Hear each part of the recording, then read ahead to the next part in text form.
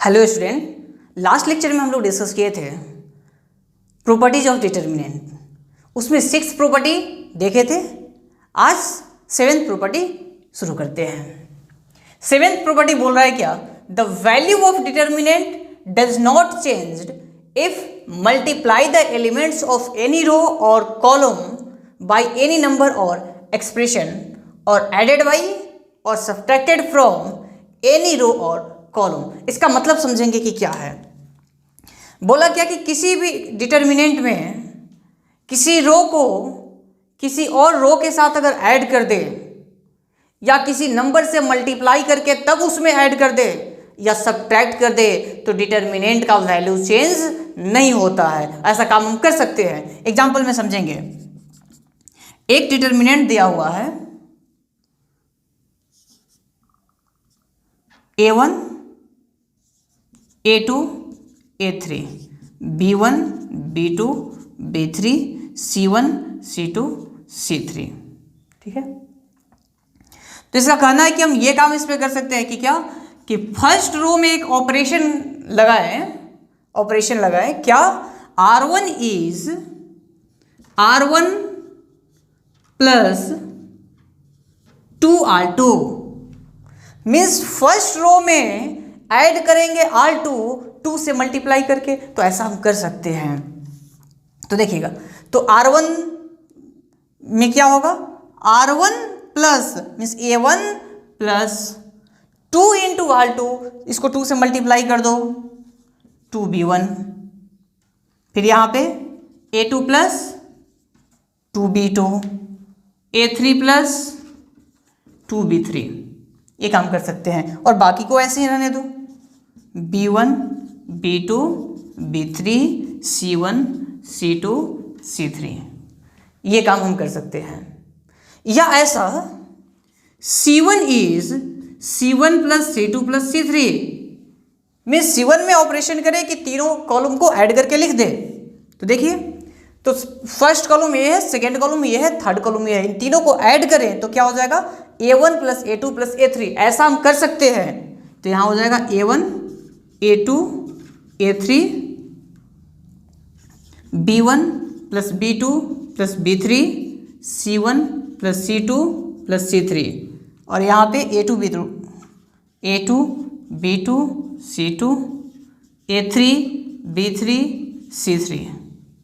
ये काम हम कर सकते हैं। तो क्वेश्चन अभी दिमाग में आ रहा होगा, सर इससे फायदा क्या है? तो देखो, अभी आपको फायदा नहीं पता चल रहा है। प्रॉपर्टी पे बेस्ड जब क्वेश्चंस कराएंगे ना तो पता चलेगा कि इसका क्या बेनिफिट है, कहाँ फायदा है। ठीक है,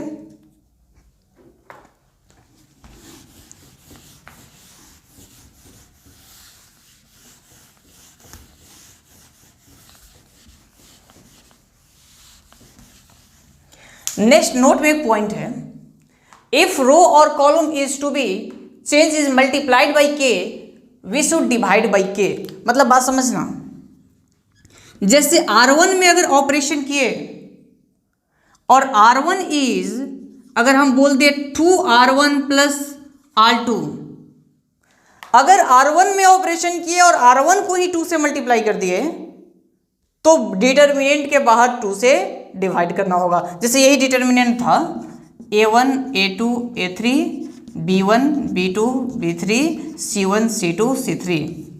तो R1 में ऑपरेशन किया R1 plus 2R2।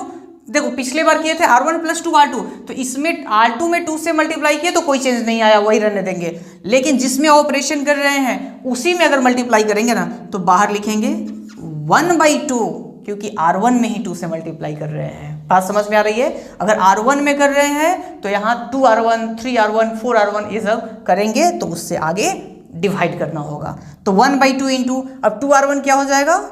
2A1 plus B1 2A2 plus B2 2A3 plus B3 B1 C1 B2 C2 B3 C3।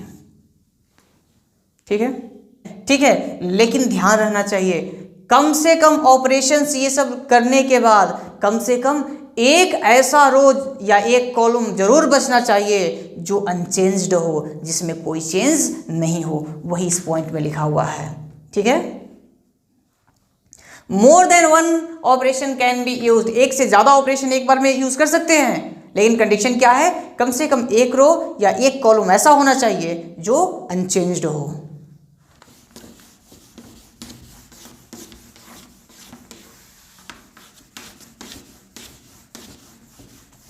इस पे बेस्ड कुछ क्वेश्चंस देखते हैं।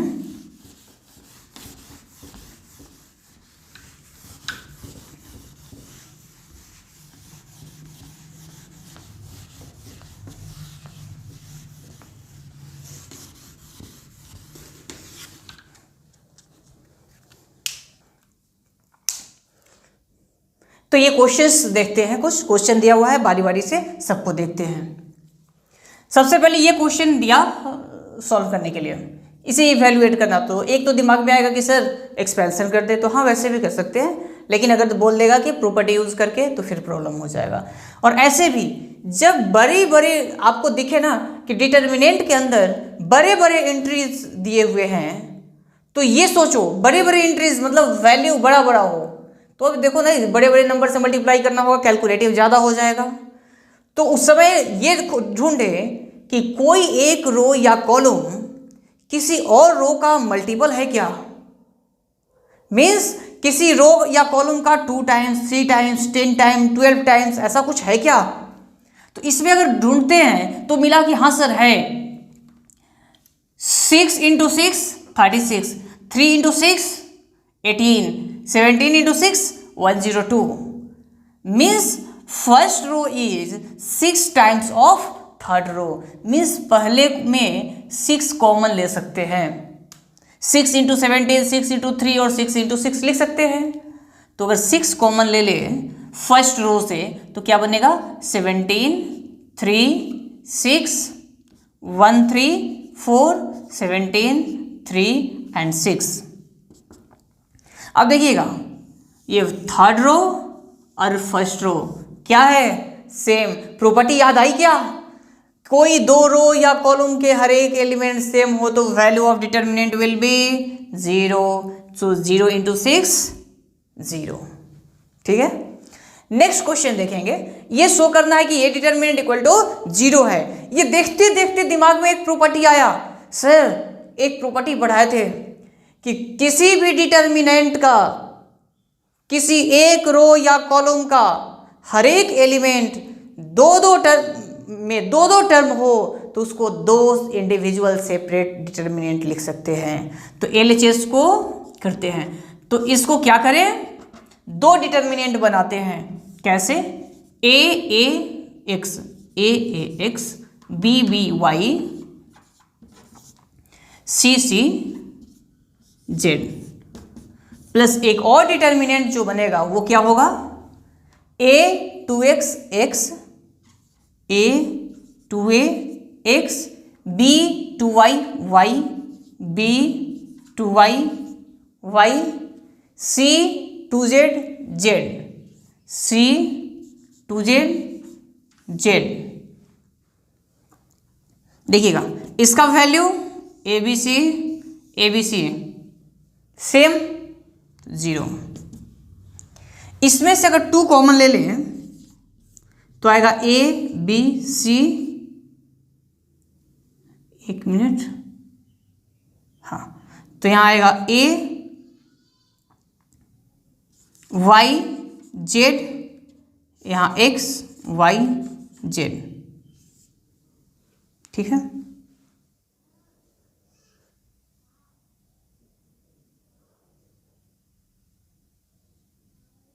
सॉरी यहां पे गलती हो गया, ये A2X होगा ना,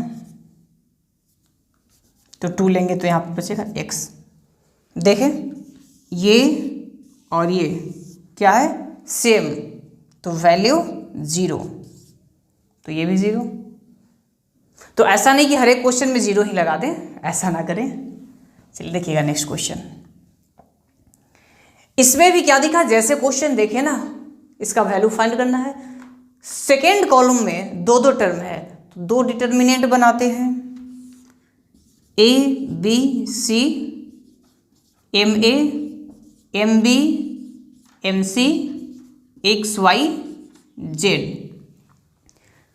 फिर अगले डिटर्मिनेंट में N X N Y N Z x Y Z. अब बताइएगा इसमें से सब में से एम कॉमन ले सकते हैं क्या? अगर, क्योंकि किसी भी, ये भी एक प्रॉपर्टी था, किसी एक कॉलम के हर एक एलिमेंट में कोई नंबर मल्टीप्लाइड हो तो उसको कॉमन ले सकते हैं।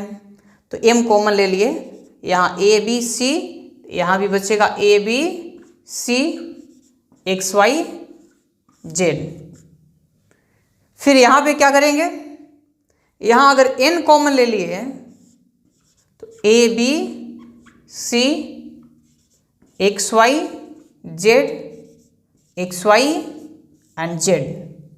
फिर आपको समझ में आ ही गया होगा, ये दोनों सेम, ये दोनों सेम, तो क्या होगा m into zero, zero plus zero, यानी कि इस भी डिटर्मिनेंट का वैल्यू जीरो। तो सर क्या डिटर्मिनेंट में जितना क्वेश्चन होता है सबका वैल्यू जीरो होगा? तो ऐसा ना करें, ठीक है। जरूरी नहीं है कि जीरो होगा, अधिकतर जीरो आ रहा है, इसका मतलब ये नहीं है कि सबका आंसर जीरो ही हो। नेक्स्ट क्वेश्चन देखेंगे। एक बोल रहा है कि without expanding proof that, means इसको एक्सपेंशन नहीं करना है और मतलब प्रॉपर्टी लगा करके प्रूफ करना है कि इसका वैल्यू जीरो आएगा, और एक प्रूफ करना है ये वैल्यू ए क्यूब आएगा। तो बारी बारी से देखते हैं, पहले से देखते हैं। देखिएगा सबसे बड़ी चीज़ है ना कि जब भी आपको क्वेश्चंस पे बताए कि कैसे अटेम्प्ट करना है तो वो चीज़ आपको भी थोड़ा ध्यान रखना है। आप भी अगर ध्यान रखेंगे ना तो इजीली क्वेश्चंस बन जाएंगे, कुछ नया नहीं पूछेगा। जैसे अभी लग रहा होगा, थोड़ा देर में आपको लगेगा सर किसी क्वेश्चन में कुछ कर रहे हैं, किसी क्वेश्चन में कुछ कर रहे हैं, हमें कैसे पता चलेगा? तो जैसे जैसे हम बता रहे हैं ना वैसे वैसे आप करें। तो यहाँ पे दिमाग में आएगा कि सर एक्सपेंस अलग अलग कर दे क्या, दो डिटर्मिनेंट करोगे थोड़ा सा कैलकुलेटिव जाएगा। उससे आसान तरीका बताते हैं। देखिए कि अगर जब ये दिखे ना कि सब में एलिमेंट्स सेम है, सब में एलिमेंट्स सेम है, जैसे बोलोगे कैसे सर? तो एक्स वाई जेड वन, देखो X Y Z one, X Y Z one, first column का टोटल एलिमेंट, सेकेंड कॉलम का टोटल एलिमेंट, थर्ड कॉलम का टोटल एलिमेंट, या कभी भी किसी कॉलम या रो के सारे एलिमेंट सेम हो तो उन सबको जोड़ करके एक जगह लिख सकते हैं। तो इन सबको ऐड करके एक जगह लिख लेंगे। क्यों? तो उससे पता चलेगा। देखो तो R1 में ऑपरेशन करते हैं, R1 is R1 plus R2 plus R3, ऐसा कर सकते हैं ना, हम लोग पढ़े थे कि ऐसा कर सकते हैं। तो R1 में अगर तीनों, लेकिन ये बात लिखेंगे भी कि कौन सा ऑपरेशन कर रहे हैं। तो अगर तीनों ऐड कर दे तो क्या हो जाएगा? x plus Y plus Z plus one, X plus Y plus Z plus one. यहाँ पे भी x plus Y plus Z plus one, X plus Y plus Z plus one, और ऊपर में भी हो जाएगा x plus Y plus Z plus one. यहाँ पे इसमें कोई चेंज नहीं है, सिर्फ R1 में चेंज है, यहाँ Z x Y one one one. अब देखेंगे कुछ दिख रहा है क्या ऐड करने से फायदा? फर्स्ट रो का हर एक एलिमेंट सेम है, इसे कॉमन ले लें तो कॉमन क्या आ जाएगा? X plus Y plus Z plus one अगर कॉमन ले लेते हैं तो डिटर्मिनेंट बचेगा, ये पूरा कॉमन ले लिए तो क्या बचा यहाँ पे? वन, यहाँ वन, यहाँ भी वन, जेड एक्स वाई, और यहाँ पे वन वन वन।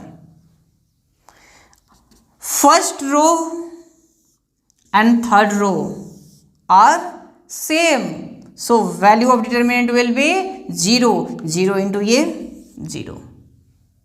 ठीक है, इस क्वेश्चन को देखें।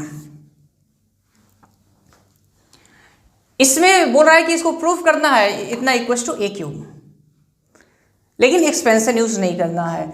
तो सबसे पहले आपके दिमाग में आएगा कि सर अभी तक जो भी पढ़ा है ना तो इसमें सब सेम सेम है, अगर ऐड भी करोगे तो 10a 6 16 3 19a, इसमें 4a 3 7 to 9a, सब में वैल्यू सब अलग अलग है इसमें, तो वो काम भी नहीं कर सकते हैं।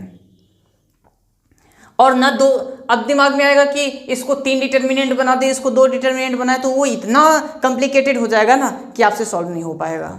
इसलिए ये वर्क भी नहीं करना है कि अलग अलग डिटर्मिनेंट में एक्सपेंड करें। अब क्या सोचेंगे, जब ये दो चीज़ नहीं आपका वैलिड है, आगे और भी हम लोग चीज़ सीखेंगे, तो ये सोचो कि दो एलिमेंट्स को कम से कम किसी तरीके से जीरो बना दे, किसी भी दो एलिमेंट, एक रो या कॉलम में दो एलिमेंट्स को जीरो बना दे और तीसरे के अलोंग एक्सपेंशन कर दे, तो वो काम हम कर सकते हैं। तो कैसे जीरो बनाएं? तो इसे जीरो बना सकते हैं 3a को। कैसे? तो फर्स्ट रो को 3 से मल्टीप्लाई करें तो यहां पे क्या हो जाएगा, 3a माइनस 3a, जीरो। अगर फर्स्ट को 2 से मल्टीप्लाई करके इससे सब्ट्रैक्ट कर दें तो ये जीरो हो जाएगा। देखिए करके दिखाते हैं। R2 में ऑपरेशन करें, R2 माइनस 2R1, ये काम कर सकते हैं ना? हाँ, R2 में 2 से मल्टीप्लाई रहता तब डिवाइड करना पड़ता है, यहां तो नहीं कर रहे हैं तो नहीं करना होगा। R3 में एक और ऑपरेशन करते हैं, R3 is R3 minus 3R1, R3 में से 3R1 करेंगे तो जीरो हो जाएगा। मीन्स R1 में कोई चेंज है क्या? नहीं, तो R1 तो वही लिखेंगे a plus B, a plus B plus C. R2 में चेंज है, R2 माइनस 2R1, तो यहां R2 है 2a, मतलब इसको 2 से मल्टीप्लाई करके तब सब्ट्रैक्ट करना है, 2a माइनस 2a जीरो। इसमें से इसको 2 से मल्टीप्लाई करके तो 3a माइनस 2a कितना हो जाएगा, a, 2b minus 2b zero, 4a minus 2a 2a, 3b minus 2b b, 2c minus 2c zero. अब R3 में देखिए, R3 में क्या करना है, R3 माइनस 3R1, तो 3R1 means 3a, 3a minus 3a zero, 6a minus 3a 3a, फिर 3b minus 3b zero. बात समझ में आ रही है ना? इसमें से माइनस करो इसको 3 से मल्टीप्लाई करके, तो 10a minus 3a 7a, 6b minus 3b 3b और 3c माइनस 3c जीरो। ठीक है। अब क्या है, जब किसी रो में दो एलिमेंट या कॉलम में दो एलिमेंट जीरो हो जाए तो फिर हम एक्सपेंशन कर सकते हैं। तब मतलब प्रॉपर्टी लगा करके बस दो जीरो बना देना है, उसके बाद तो बस एक के लॉन्ग एक्सपेंशन। तो क्या हो जाएगा, a इंटू इस रो को हटा देंगे, इस कॉलम को हटा देंगे और इसे मल्टीप्लाई करेंगे, a into 7a plus 3b minus 3a into 2a plus b। इसे सॉल्व करने पे इतना आया, इसको करके देखते हैं।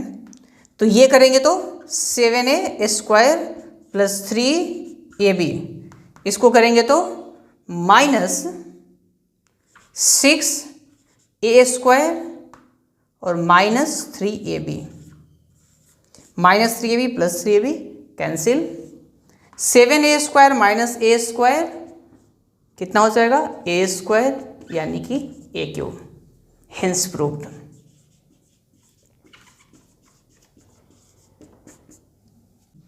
अगले लेक्चर में आगे का पार्ट कंटिन्यू करेंगे। अगर आपको वीडियो अच्छा लगा हो तो लाइक करें, अपने फ्रेंड्स के साथ शेयर करें। Thank you.